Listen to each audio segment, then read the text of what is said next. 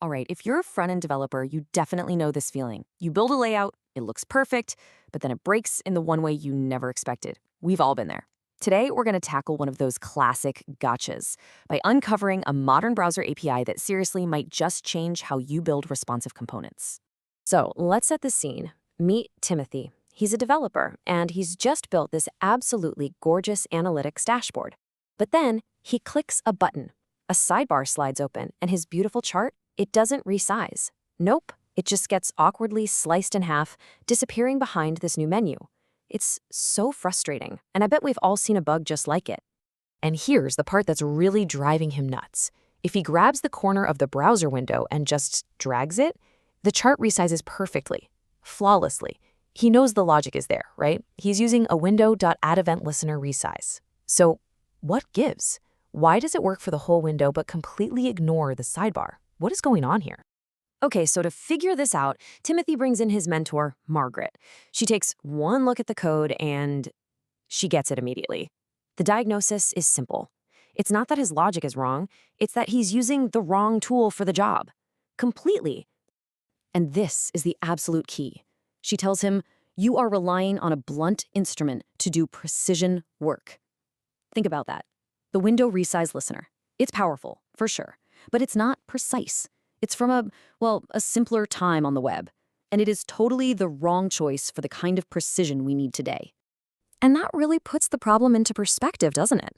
I mean, back in the early days of the web, what resized? Pretty much just the browser window. That was it. But fast forward to today. We're living in the world of Flexbox, CSS Grid, dynamic single-page apps. Things inside the page are constantly shifting and resizing on their own, completely independent of the window. This next part is my favorite analogy. It just explains it so perfectly. Using window.resize for this problem, it's like setting off a citywide blackout siren just to know when your toast is ready. It's total overkill. And what's worse, it actually misses the point. The window has no clue that a sidebar just popped open and squeezed your chart.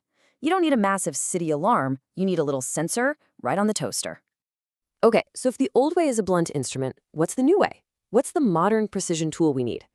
Well, this is where we finally get to talk about that localized sensor, an API that was literally built to solve this exact problem.